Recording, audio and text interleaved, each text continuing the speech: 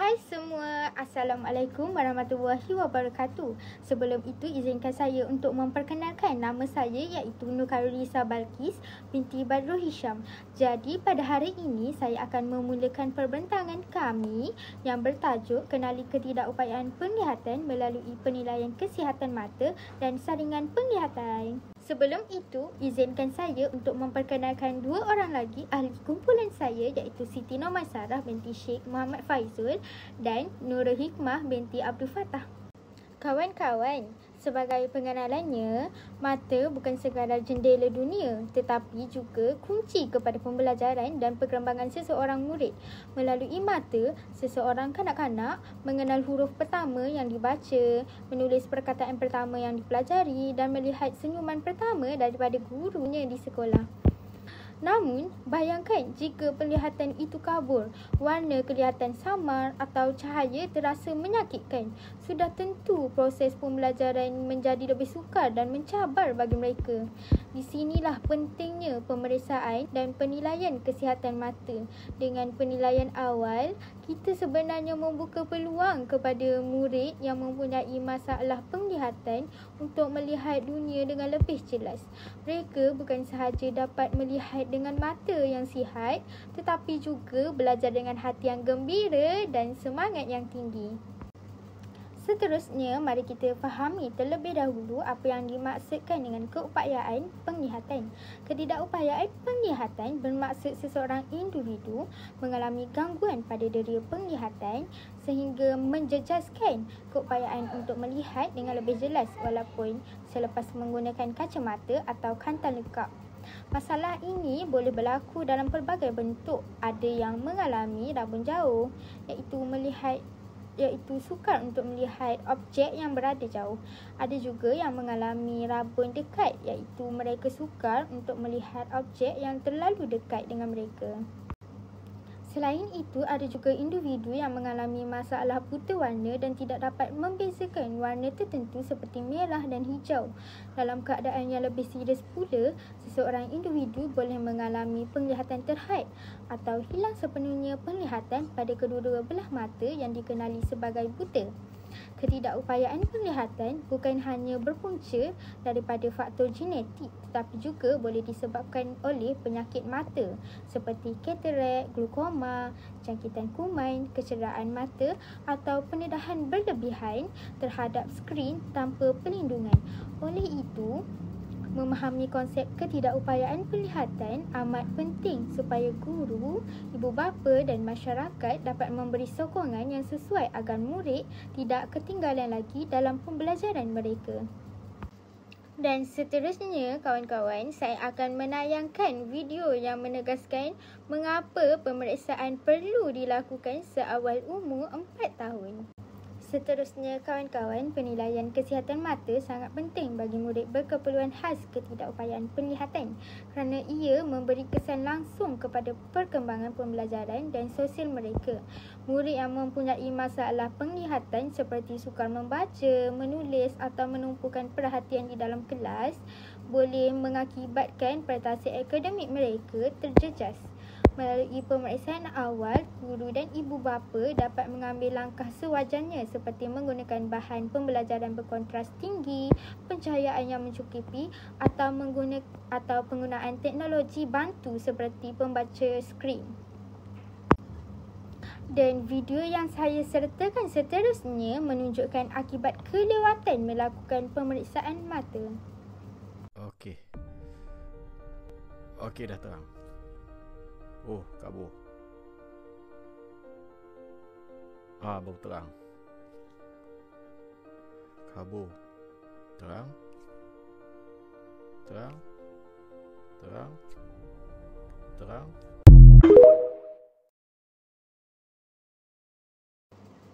Baiklah kawan-kawan, kita telah sampai ke penghujung pembintangan saya.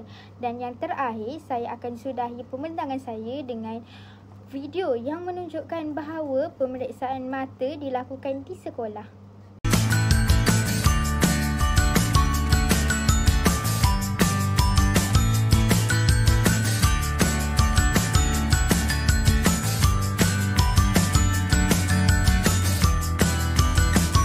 Hai, sekarang kita berada di SK Tengku Bendahara Azman untuk penyiaran spek.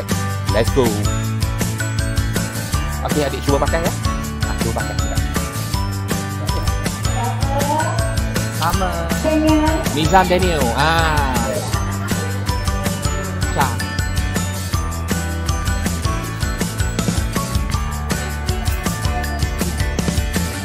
Sama. Hadi kita.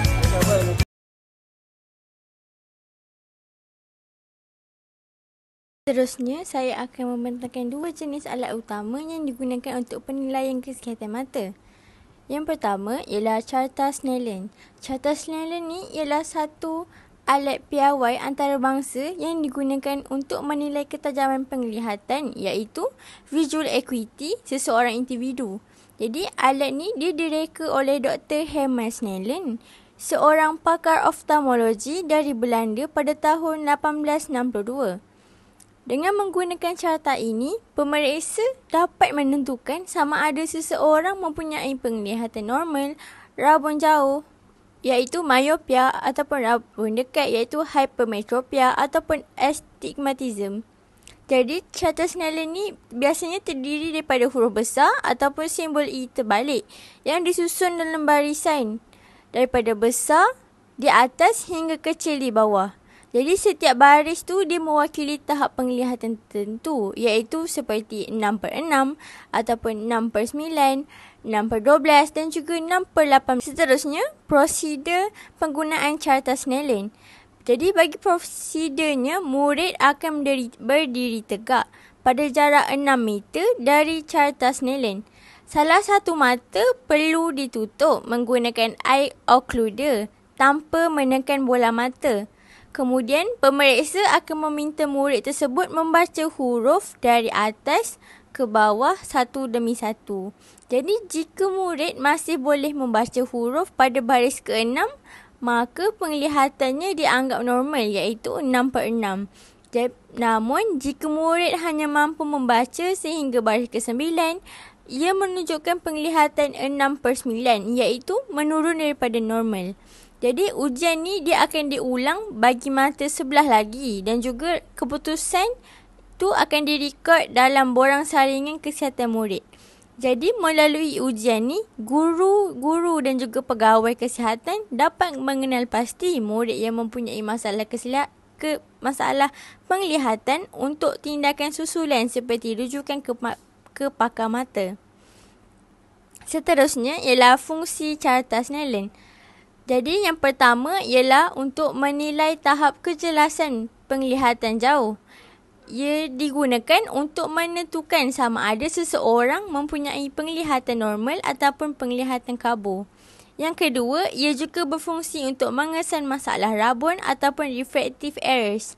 Jadi murid yang gagal mencapai bacaan normal ni, dia akan dirujuk ke pakar mata bagi mendapatkan rawatan ataupun cermin mata. Yang ketiga ialah keberkesanan alat bantuan penglihatan. Jadi carta Snellen ni juga selepas seseorang memakai cermin mata untuk menilai sama ada kaunter tersebut berkesan atau tidak. Yang keempat ialah mengesan ketidakseimbangan antara dua mata. Jadi perbezaan besar antara dua bacaan mata mungkin menunjukkan tanda amblyopia iaitu mata malas ataupun sering berlaku dalam kalangan kanak-kanak. Yang kelima ialah membantu menentukan intervensi dalam pendidikan khas. Jadi, dalam pendidikan khas masalah penglihatan, keputusan carta Snellen ni dia digunakan untuk menyesuaikan bahan pembelajaran seperti menggunakan huruf bercetak besar ataupun bahan taktil untuk murid yang mengalami rabun yang teruk. Jadi, secara ringkasnya, carta Snellen ni bukan sekadar alat ujian klinikal, tetapi ia juga alat sokongan. Penting untuk mengenal pasti keperluan pembelajaran murid berpenglihatan yang terhad.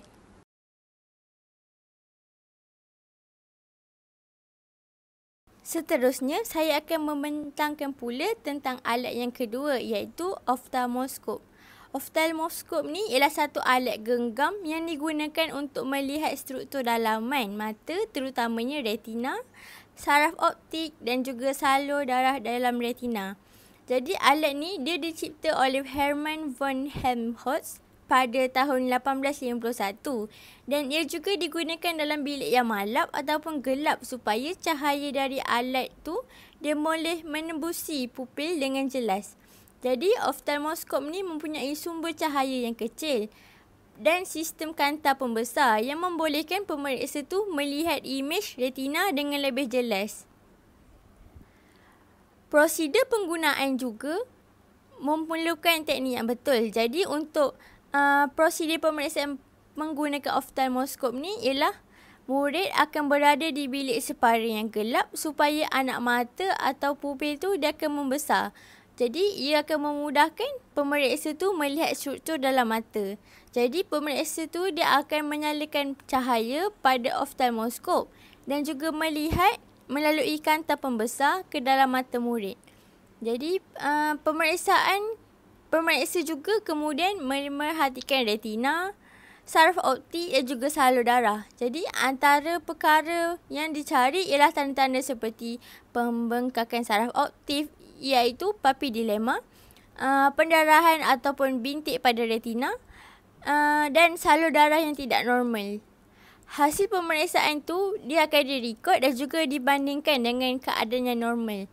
Jika terdapat tanda-tanda yang luar biasa, murid akan dirujuk kepada pakar oftalmologi untuk pemeriksaan secara lanjut.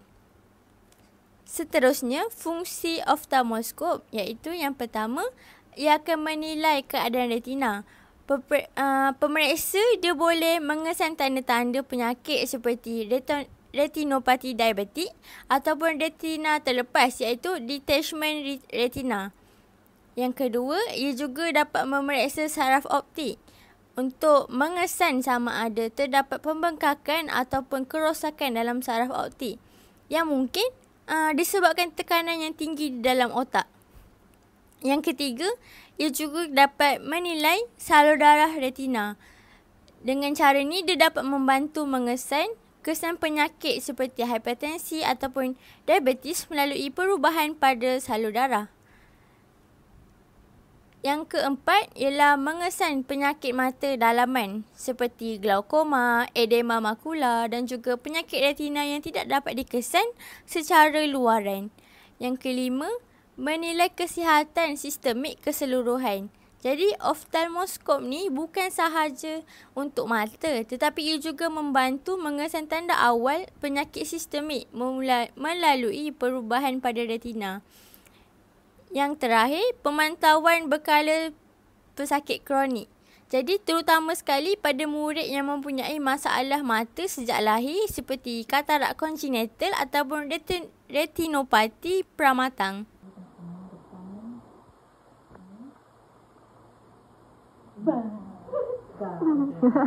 Seterusnya, saya akan membentangkan dua lagi jenis ujian saringan mata iaitu Ishihara dan medan penglihatan. Mari kita lihat apa itu Ishihara. Ujian Ishihara ialah satu ujian saringan yang digunakan untuk mengesan masalah buta warna, terutamanya jenis buta warna merah hijau. Ujian ini dicipta oleh Dr. Shinobu Ishihara, seorang pakar mata dari Jepun pada tahun 1917 dan masih digunakan secara meluas di seluruh dunia hingga hari ini. Prosedur ujian Ishihara dijalankan dengan cara yang sangat mudah. Mula-mula, pesakit akan duduk di hadapan buku Ishihara yang mengandungi beberapa keping helai yang bergambar bulatan yang dipenuhi titik-titik berwarna. Setiap bulatan ini direka khas dan di dalamnya tersembunyi nombor atau corak tertentu yang dibentuk oleh titik-titik warna yang berbeza. Jarak antara pesakit dan buku biasanya sekitar 75 cm. Dan buku tersebut dipegang pada paras mata supaya bacaan lebih tepat. Sepanjang ujian, pencahayaan semula jadi atau lampu putih digunakan dan lampu berwarna perlu dielakkan kerana boleh menjejaskan tona warna pada plat. Kemudian, Pesakit akan diminta menyebut nombor atau bentuk yang mereka nampak pada setiap plat. Setiap helaian hanya diberi masa antara 3 hingga 5 saat untuk dijawab. Tempoh ini penting untuk menilai kejelasan dan ketepatan penglihatan warna pesakit tanpa memberi masa terlalu lama untuk meneka. Fungsi utama ujian isyihara ialah untuk mengesan buta warna kongenital, iaitu buta warna yang diwarisi sejak lahir, dan juga buta warna yang diperoleh, iaitu buta warna yang berlaku akibat penyakit mata, kecederaan atau kesan sampingan ubat-ubatan. Selain itu, ujian ini juga digunakan untuk menilai keupayaan penglihatan warna bagi individu yang bekerja dalam bidang yang memerlukan penglihatan warna tepat seperti juruterbang, pemandu, ahli makmal dan anggota tentera. Seterusnya, mari kita lihat contoh buku yang digunakan untuk ujian isyihara. Gambar pertama merupakan buku ujian isyihara. Gambar kedua dan ketiga pula ialah kandungan helaian dalam buku isyihara yang mengandungi bulatan yang dipenuhi titik-titik warna pelbagai tona. Di dalam bulatan itu tersembunyi nombor atau corak tertentu yang dibentuk oleh warna berbeza. Bagi individu yang mempunyai penglihatan warna normal, nombor tersebut akan kelihatan dengan jelas. Namun, bagi individu yang mempunyai buta warna, nombor itu sama ada sukar dilihat atau langsung tidak kelihatan. Akhir sekali, medan penglihatan bermaksud ruang yang dapat dilihat oleh mata ketika seseorang memandang lurus ke hadapan tanpa menggerakkan kepala atau mata. Ia merangkumi dua bahagian utama, penglihatan pusat iaitu kawasan yang dilihat secara terus di hadapan dan penglihatan periferi iaitu kawasan sekeliling yang dilihat secara sampingan. Ujian ini penting untuk mengetahui tanda-tanda penyakit seperti glaukoma, stroke atau kecederaan otak yang menjejaskan laluan penglihatan. Kemudian prosedur ujian medan penglihatan dijalankan dengan menggunakan sebuah mesin khas yang dipanggil perimeter. Pesakit akan duduk dengan dagu diletakkan pada penyokong bagi memastikan kepala kekal dalam kedudukan yang sama sepanjang ujian. Pesakit diminta menumpukan pandangan pada satu titik di tengah skrin dan tidak menggerakkan mata ke arah lain.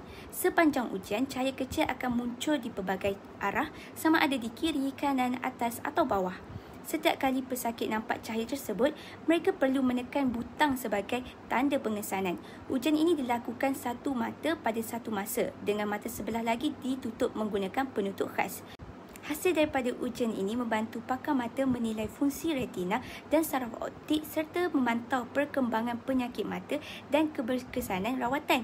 Dengan mengetahui kawasan mana yang terjejas, pakar boleh menentukan langkah rawatan atau intervensi yang paling sesuai bagi memastikan penglihatan pesakit dapat dikekalkan sebaik mungkin. Sekarang saya akan tunjukkan contoh ujian medan penglihatan. Gambar pertama ialah mesin perimeter. Gambar kedua, ketiga dan keempat ialah hasil ujian. Pada gambar ketiga, kawasan yang dicatat sebagai warna putih atau terang menandakan bahawa mata dapat melihat dengan normal pada kawasan tersebut. Sebaliknya, gambar keempat, kawasan yang gelap atau hitam menunjukkan bahawa di kawasan tersebut medan penglihatan pesakit tidak nampak, iaitu pesakit gagal mengesan rangsangan cahaya di titik itu dan kemungkinan mempunyai kehilangan penglihatan periferi atau sisi. Apa yang dapat disimpulkan dari pembentangan ini ialah kesemua ujian ini membantu pakar mata mengenal pasti pelbagai jenis masalah penglihatan sama ada melibatkan retina, saraf optik, tekanan dalam mata atau keupayaan mengenal warna. Hasil daripada penilaian ini membolehkan pakar menentukan punca sebenar dan tahap kerosakan mata dengan lebih tepat. Keputusan yang diperoleh akan digunakan untuk merancang intervensi dan sokongan bersesuaian terutamanya bagi murid yang mempunyai keperluan khas penglihatan.